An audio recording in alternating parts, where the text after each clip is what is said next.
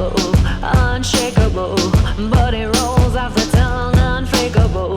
It's unavoidable. Get ready for the next shake-up. Now, last week we featured agriculture's unsung hero, the auger cart driver. And they are the gift that keeps giving. This video is from Ben Sondergroff. It is titled Waking Up Josh. Josh's twin brother Wyatt convinced their dad to wake him up doing a little cab sprinkle. I thought twins were supposed to have each other's back, man. Couldn't he wake his brother up using that telephone kinesis thing or whatever they do? It's wasteful. I mean, they just spilled probably about a whole $1.75 worth of old number 2 yellow corn. But at least Josh didn't get stuck. This video comes from South Dakota farmer Casey Briggs. A stuck auger cart was not an unusual sight this fall. And the first thing to do is empty it. You can imagine how confusing this video is to people that don't know ag, right? Because the combine is supposed to go through the field and cut the corn. But yet here we have this. Now, after they did unload this into the combine, they were able to pull the auger cart out without any problem.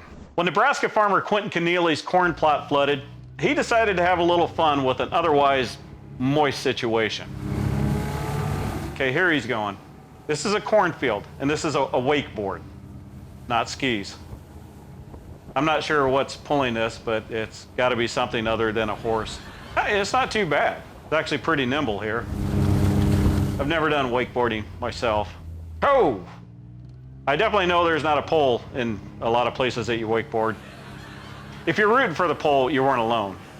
You can't tell me I was the only one. It was a little disappointing he safely navigated around it. Yeah, seeing a Nebraska farmer wakeboarding in a cornfield is pretty cool, but not as cool as if he would have hit the pole. I guess I'm a horrible person for that. This video went viral over several social media platforms and is probably viewed well over 4 million times by now. That's right, 4 million times. A guy did surfing 4 million times. The seed company who the plot was for actually designed a special wakeboard just for Quentin. I would name that company, but so far, they aren't a sponsor, and beard oil don't grow on trees, yo. I think Quentin needs to step up his game, though. Evel Knievel pushed the boundaries until he set the world record for the most broken bones at one time.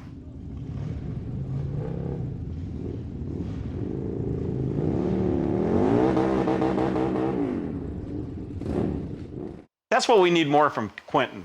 Now his son, Captain Robbie Knievel, was going to jump the Grand Canyon. Remember that? Ended up being some drainage ditch or something like that. Yes! He's hit the gap. He makes it. Come on, Quentin. You can at least be better than Robbie Knievel. Do it for agriculture. Do it for farmers. Now, Quentin's on Tik Tok. I don't even know if you know what this is. TikTok's kind of like the new Vine, but better somehow. When it came to TikTok, I was going to jump right on it.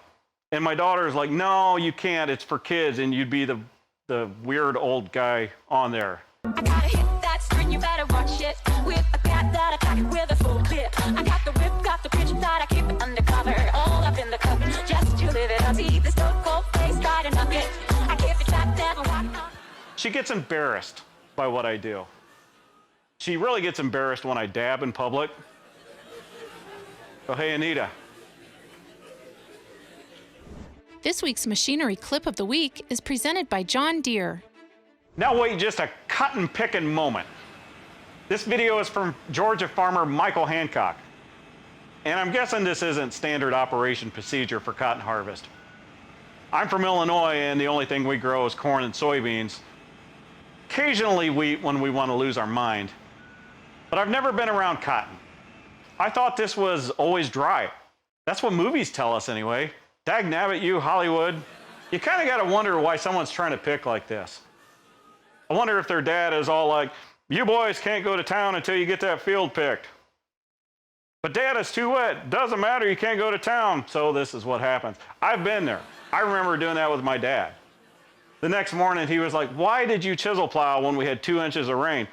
Well, Dad, you said I couldn't go on a date until I got the field done. and it got done.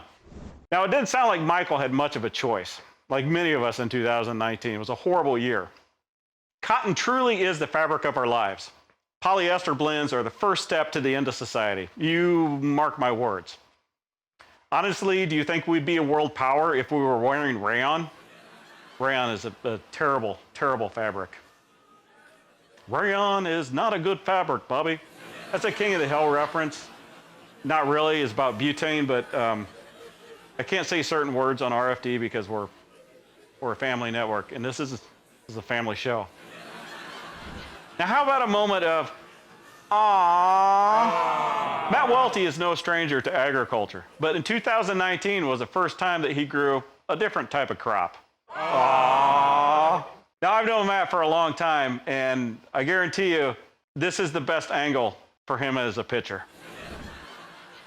Now, if you have an interesting or entertaining video or picture that you think we would like to see, drop us a line. Go to www.sharkfarmer.com.